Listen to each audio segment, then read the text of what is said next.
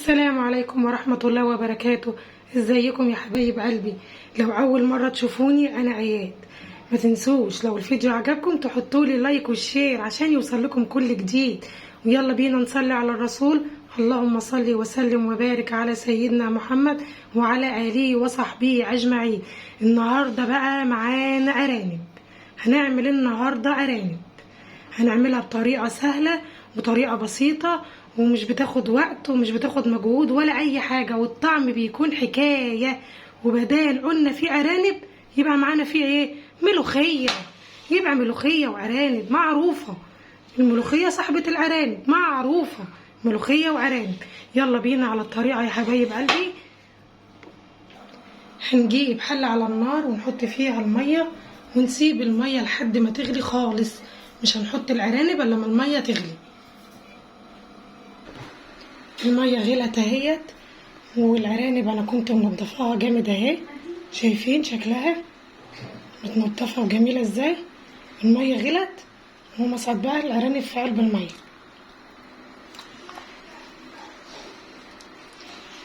احنا بندي الارانب الاول غلوه، هي غلوه واحده بس، وبصفي المية منها وبشطفها وبغسلها غسله حلوه برضو تاني.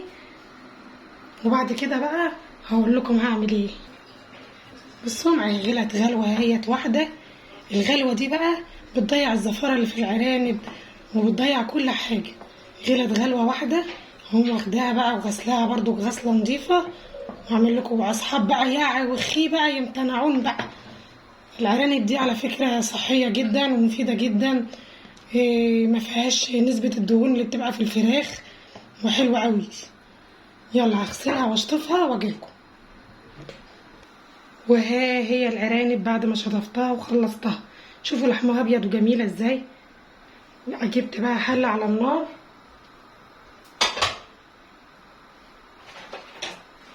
وحطيت فيها معلقه سمنه بلدي.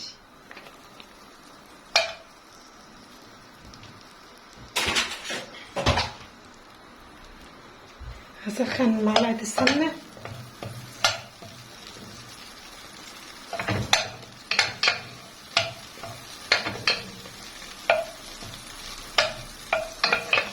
هي مفيدة وجميلة وصحية على فكرة، مريحة للمعدة. هي صحية أوي الأرانب وطعمها والله العظيم جميل. جربوها جربوها، ما تقولوش على حاجة لأ، لما لازم تجربوها وتشوفوها. جربوا زي ما في حاجات كتيرة الواحد بيكون مش عاجباه ومش حاببها، ساعة ما بيجرب بيحبها.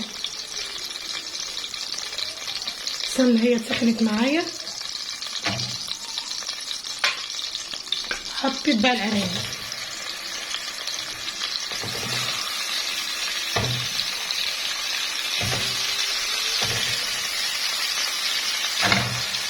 تاخد بقى صدمه وتشويحه مع السمنه البلدي.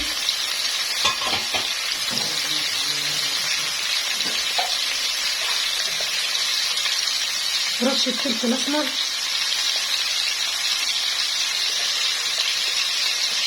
والريش بتاع الشوربه ورق اللورا والحبهان. شوربه يعني ورق لورا وحبهان. الحبهان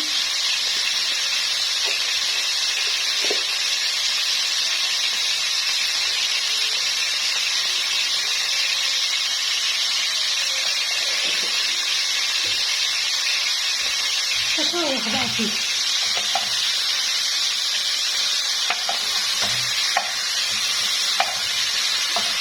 هتشربوا احلى حبة شوربة وهتعملوا بيها الملوخية فظيعة رهيبة. على فكرة انا اكل الارانب وما اكلش الفراخ البيض.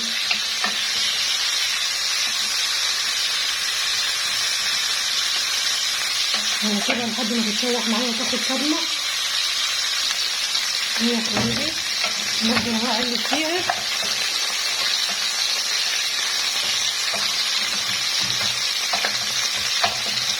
لحد ما تتشوح معايا خالص. الريحة فظيعة. ومعايا بصلاية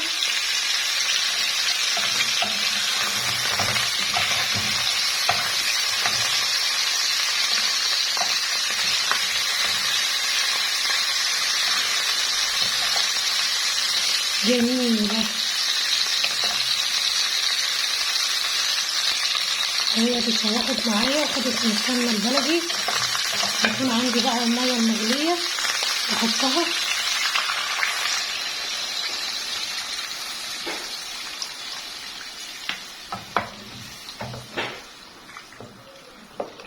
اهيت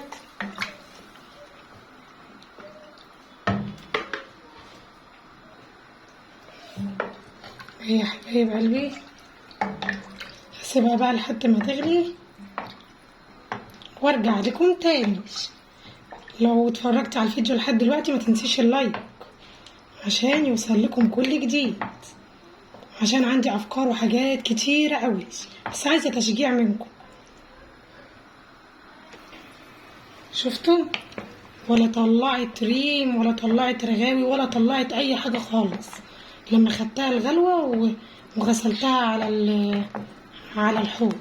شفتم جمال الشوربة وشكل الشوربة؟ انا بقى لما بتغلي بحط بقى ايه، ربع معلقة صغيرة من السكر. دي بتسرع في التسوية وبتخلي الشوربة طعمها رهيبة جميلة بجد والله. بس برضك مش بحدق دلوقتي، بحدق في النص كده عشان تستوي معايا بسرعة. بس شايفين شكل الشوربة وجمالها؟ شايفين حلاوتها؟ تنسوش يا حبايب قلبي تعملوا لي اللايك والشير عشان يوصل لكم كل جديد.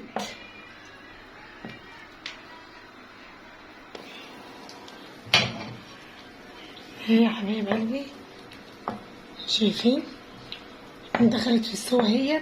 بس نصيحة مني، طول ما انت بتسوي اي طيور فراخ اي حاجة، اول ما تغلي لازم تهدي عليها النار نص تقصيرة، تعصري عليها نص تقصيرة.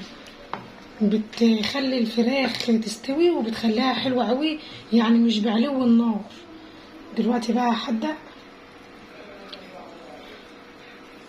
الحدق ده برضو بتاعك انت، تدوقي وتشوفي الحدق معاكي نظامه ايه. عوزتي ملح زودي، بس بأمانة شفتوا شكل الشوربة عاملة ازاي؟ شكلها جميلة ازاي وبيضة. نسيبها بقى لحد ما تستوي خالص ونعمل الملوخية. وهي يا حبايب الارانب اهي، شايفين استوت ازاي معايا؟ شايفين استوت ازاي؟ اقفل عليها بقى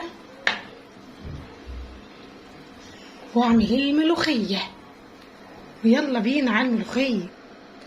ديت شوربة الملوخية يا حبايبي، وهحط عليها نص مكعب مرق، وهحط عليها حبة سكر،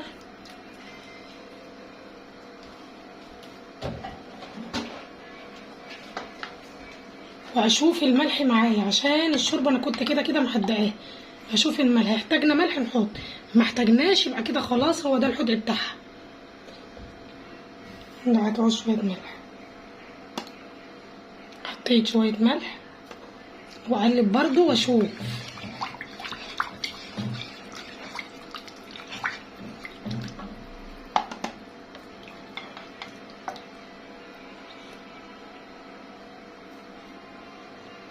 تحدقي لحد ما تشوفي الحدق بتاعك.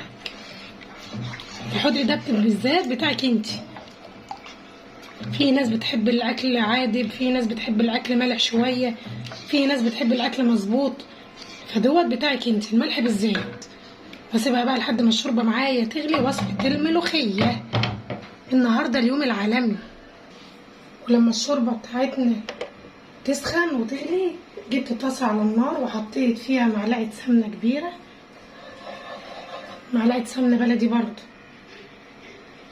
وحمر معايا بقى الارانب. السمنه سخنت معانا، هنحمر بقى الارانب بتاعتنا. سيبها بقى لحد ما تتحمر معانا.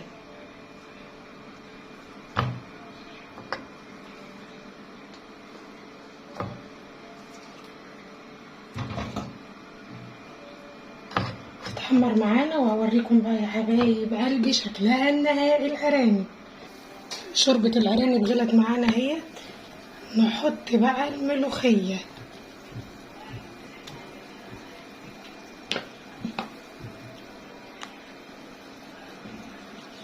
نقصر عليها النار ونقلب فيها بقى. حبة ملوخية بشوربة الارانب، انما ايه لوز اللوز. تفضلي تقلبي كده لحد ما تشوفيها هتحتاج معاكي ولا لا.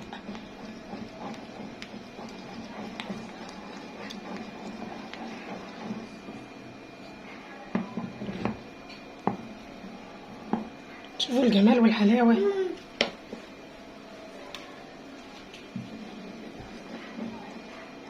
شايفين؟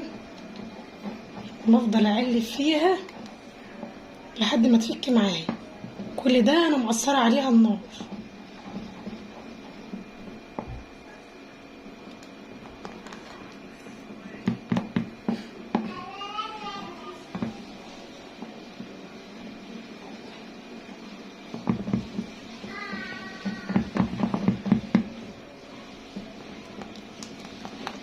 اقعد افكها كده بالمعلقه عشان ما تبقاش مكلكعه معايا.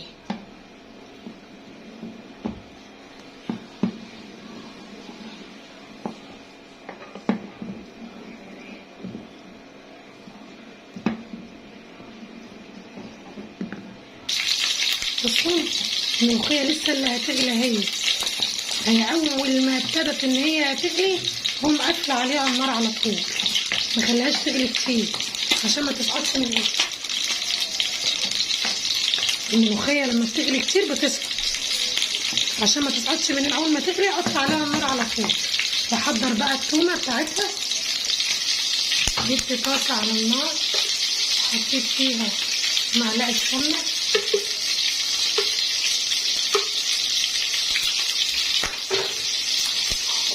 الارانب عماله بتتحمر وبتطرقع على العيش.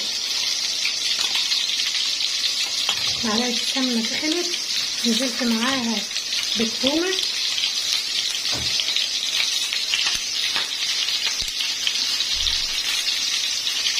ومعلقه كزبره ناشفه.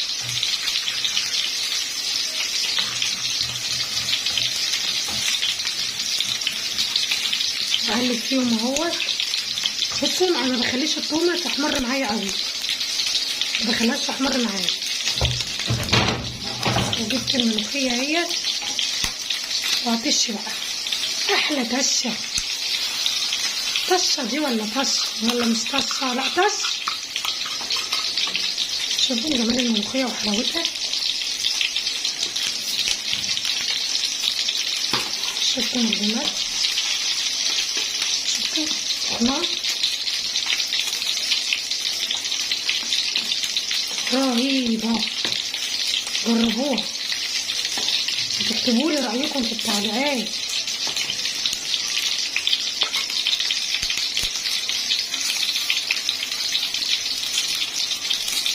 وده اكل بيتنا بتاع النهارده. قولولي ايه رايكم فيه. شفتوا الارانب وجمالها بعد ما اتحمرت؟ شفتوا الحلاوه والطعامه والجمال؟ شوفوا الملوخيه، وعملت جنبهم بقى حبه رز كمان. وشوفوا بقى الجمال، شوفوا جمال الملوخيه، شوفوا حلاوه الملوخيه، شوفوا عامله ازاي وجميله ازاي. ناخد بقى معلقه ملوخيه على الرز ونجرب. شايفين جمالها والخضار بتاعها؟ فظيعه.